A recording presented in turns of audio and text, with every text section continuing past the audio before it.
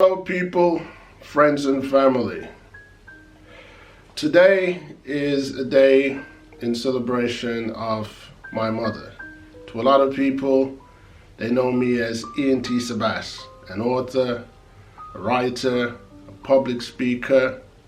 Some people know me as a rights advocate, and some people know me as a legal consultant. But to most of the people that are watching this video, I'm a brother, I'm an uncle, I'm a father.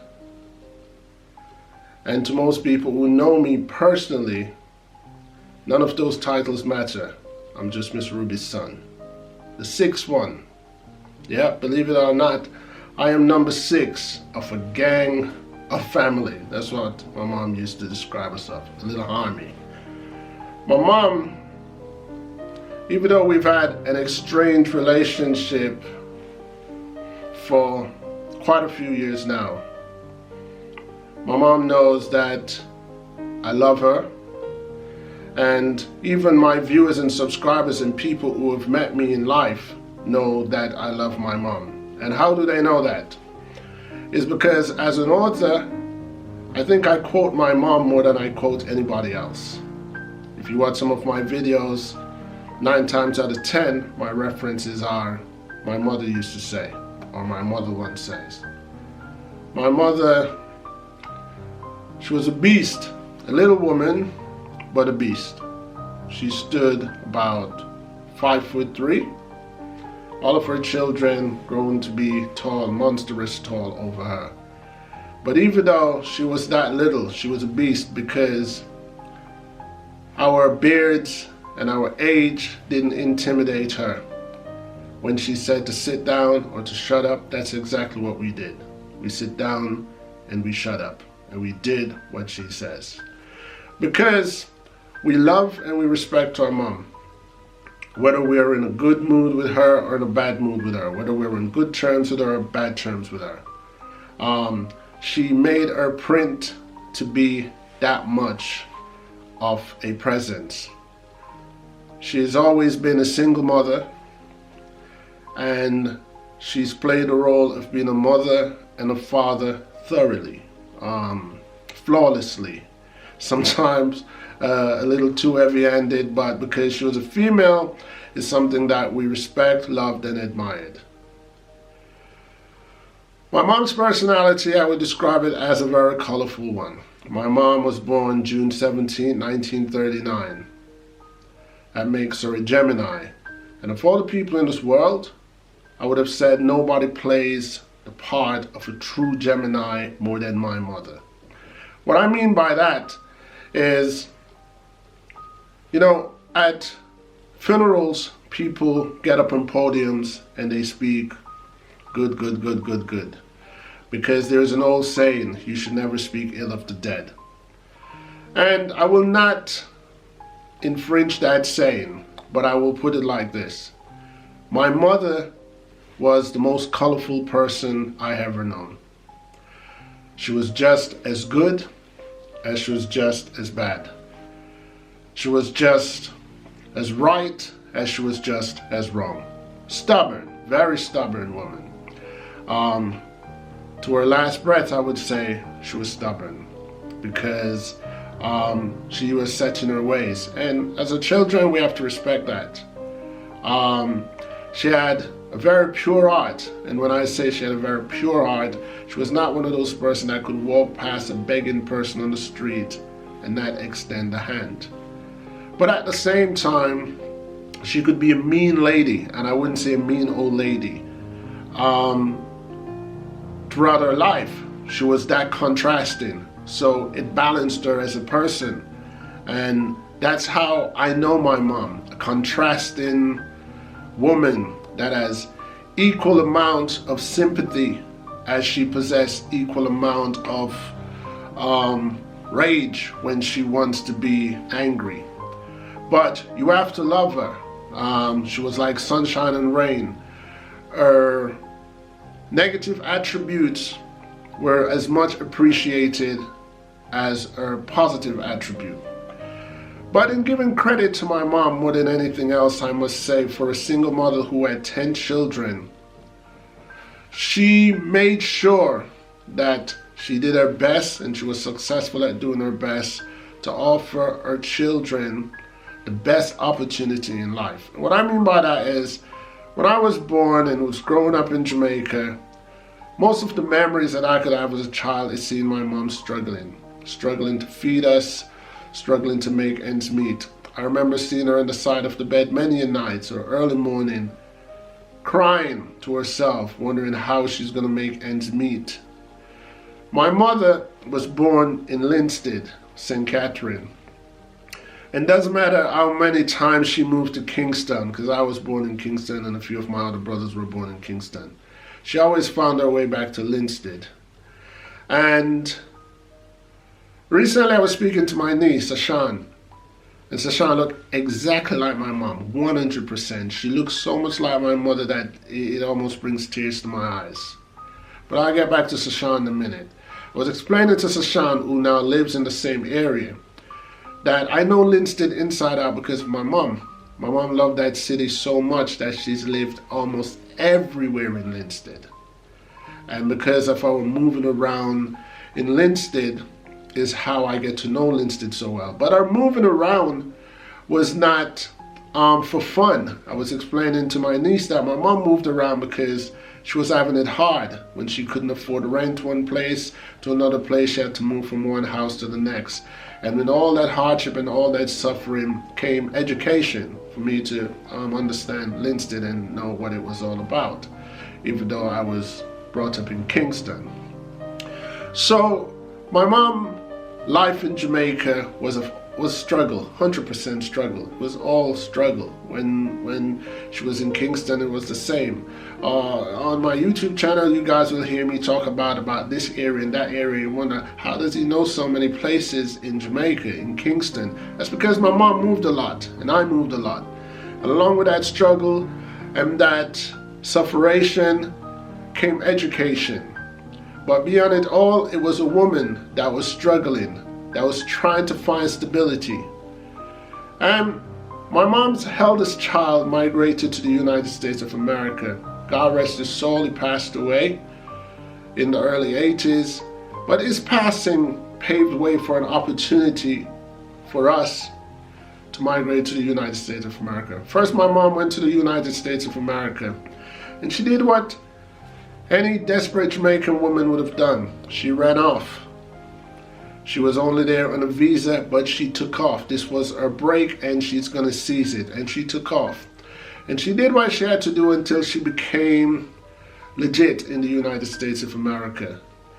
And after she became legit, she held down a job. Her first job was in her late 30s, early 40s. My mom first held a job because prior to that, in Jamaica, it was hand to mouth.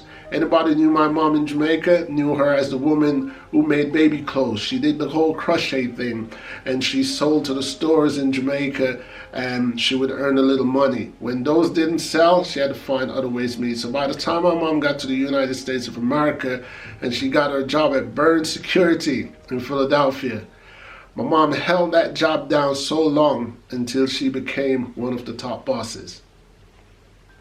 While holding down that job, my mom did the most important thing to her. She did her very best in sending and filing for every single one of her children that was alive. And we all eventually migrated to the United States of America. With the exception of Sashan's father. Sashan's father unfortunately died in 1988. My mom didn't know any better. My mom had the mentality that all Jamaicans have. America is a better place. So she wants to take her children to this better place. And when we got to this better place, she had no control over what we do with our lives. She just know that you guys are here, I'm going to send you on to school, to college, and then it's up to you. And we all chose our paths, including myself. And after years of living in the United States of America, my path led me to where I am today, Switzerland. I heard in 2016 that my mom was not feeling well. I saw pictures of her in the hospital, and I gave her a phone call to find out how she's doing. She sounded tough as nails as usual. She said, yeah, I'm getting old, I'm getting slow. Sometimes she mixes up the names, but I'm used to my mom doing that. That's what happens when you have a whole lot of children. But she gave me hope that she would hang on and she would be around for a while. So last year, my family and I decided, let's give my mom a surprise visit in the United States of America. And last year, June, I made my attempt to surprise my mom. But there was a little hang up, and I had to file some additional paperwork in the United States of America that would take a minimum of 2 years. So those paperwork are actually moving in the right direction. And I remember saying to my wife that if my mom should unfortunately pass away, I don't see the point of us going to the United States of America. You know, it would just wrench me, even though I have other relatives there. And unfortunately this year, I heard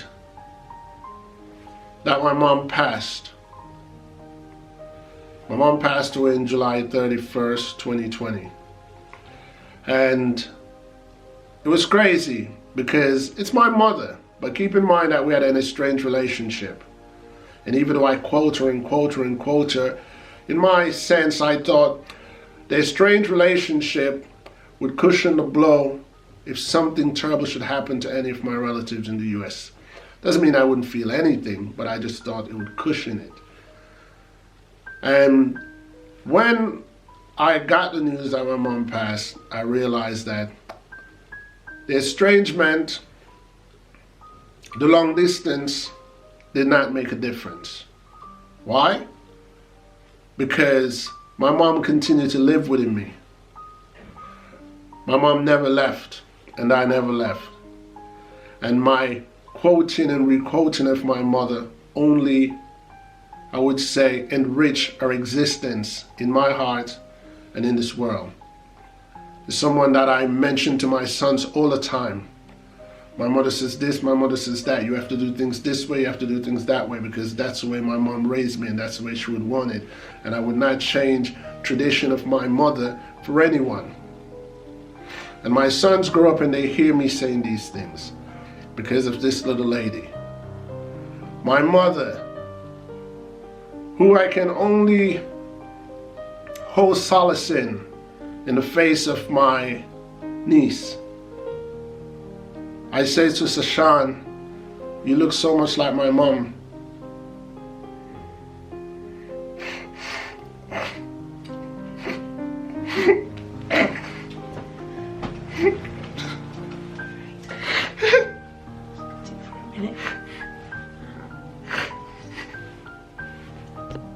It's okay.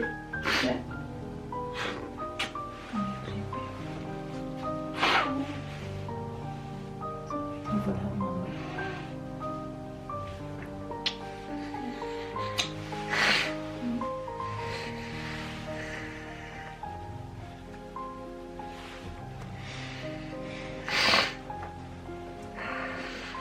Okay.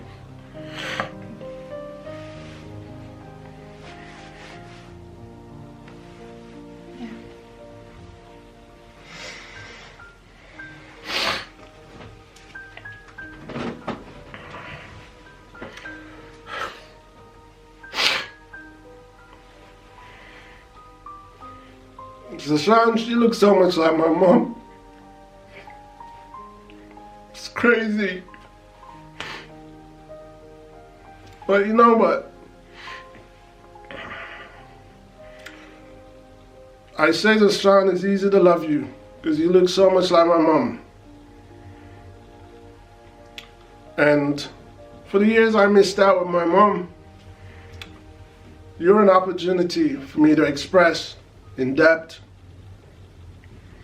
how much I love my mom. It's like I'm using my niece.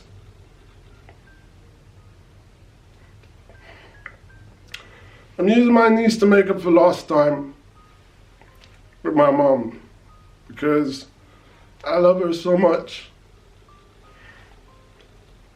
My wife lost her mom in 2014. A dear friend of mine lost her mom last year. And I say to them, my condolences, I'm sorry, especially to my wife's mom, because I knew my wife's mom so well. But I said to my wife, as much condolences I can extend, I don't know that feeling. I don't know what it's like to live without your parents, or knowing that your parents are not there, until I got the news that my mom died. It's strange. It's a strange connection or disconnection. When one loses a parent, they feel like they were whole yesterday, and just like that, they're like a part of a person, half a person, or 3/4 of a person. It taught me more than anything how important family is. Not necessarily a relationship, just the bloodline or the connection. Because the world to me will just never be the same without this little woman being around, smiling, fussing, having an attitude. All of her imbalances that balance her out to be this one person is what made me love her. Even the parts that I resented about her, I didn't realize how crucial they were, how important they were in building, creating her as this wholesome person. I miss my mom. I've missed her over the years, but I found contention in knowing that she's in existence and she's screaming at somebody else, or she's being angry at somebody else. But more than anything, before I close out, I want to say,